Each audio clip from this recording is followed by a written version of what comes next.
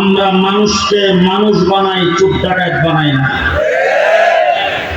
All বাংলাদেশের কওমি মাদ্রাসাগুলো 24 ঘন্টা উস্তাদ ছাত্রদের পেছনে মেহনত করে।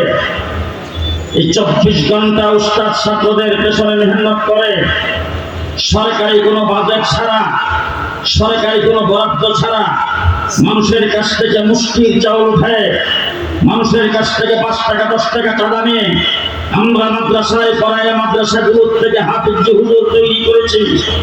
মাদ্রাসা থেকে আমরা আল্লামা আহমদ শফি তৈরি করেছি। মাদ্রাসা থেকে মুফতি ফজলুল হক আমিনী তৈরি করেছি। মাদ্রাসা থেকে পীর নেশারউদ্দিন তৈরি করেছি। মাদ্রাসা থেকে শাইখুল হাদিস তৈরি করেছি। মাদ্রাসা থেকে বেগম পাড়ায় বাড়ি বানানোর লোক তৈরি করি নাই। মাদ্রাসা থেকে দেশের সম্পদকে আত্মসাৎকারী তৈরি করে নাই। আমরা আমাদের মাদ্রাসাগুলোর থেকে আজ পর্যন্ত কাওয়া কাদের তৈরি করি নাই।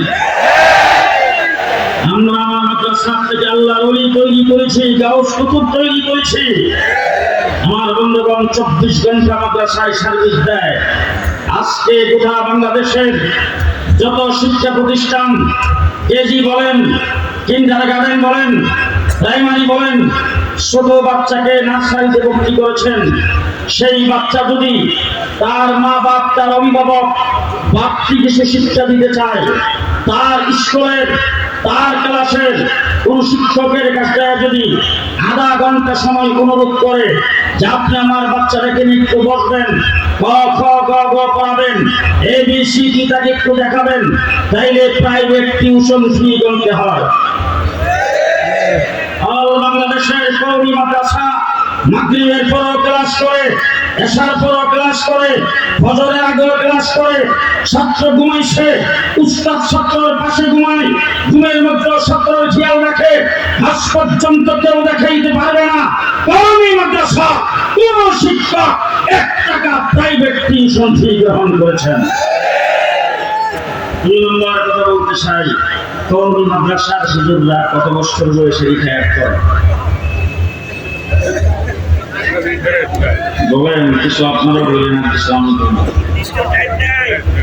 কওমি মাদ্রাসায় যারা পড়ায় তারা কত বছর বয়সে রিটায়ার করে? জি, হযরত কাসিম নানুতুল্লাহ রাহমাতুল্লাহি আলাইহি কত বছর বয়সে রিটায়ার করেছেন? মাহমুদ হাসান দেওবন্দি কত বছর বয়সে রিটায়ার করেছেন? শাইখুল হাদিস আল্লামা আজিজুল হক কত বছর বয়সে রিটায়ার করেছেন? শামসুল ফরিদপুরি কত বছর বয়সে রিটায়ার করেছেন?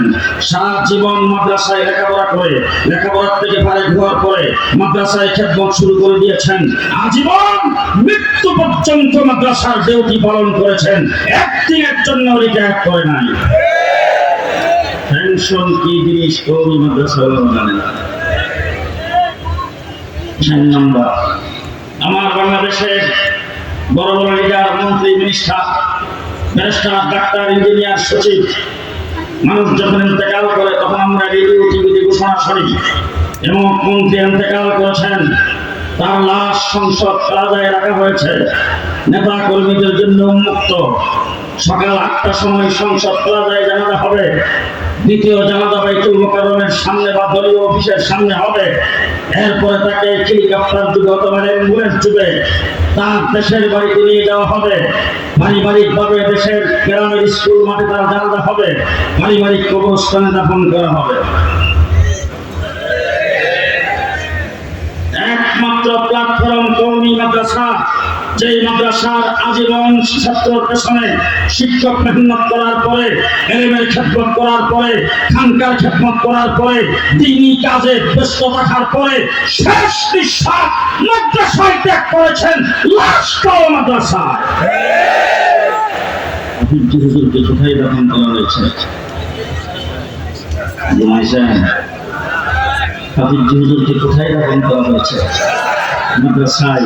আল্লামা আহমদ শফি দাফন হয়েছেন মাদ্রাসায়, কাসিম নানুতুল্লাহ মাদ্রাসায়, আমার শেখ কাশ্মীরি মাদ্রাসায়, আশরাফ আলী তালবী মাদ্রাসায়, হুসাইন আহমদ মাদানী মাদ্রাসায়, মাহমুদ হাসান দেওবন্দি মাদ্রাসায়, রশিদ আহমদ গঙ্গোহী মাদ্রাসায়, শাইখুল হাদিস মাদ্রাসায়, আল্লামা আহমদ শফি মাদ্রাসায়, জুনায়েদ বাবনগরী মাদ্রাসায়, নূর হোসেন কাসমি মাদ্রাসায়। আমাদের বুজুর্গানে দিন আজীবন তিনি এলেমের খেদমত করার পরে শেষ পর্যন্ত লাশটাও মাদ্রাসায় দিয়ে গেছে।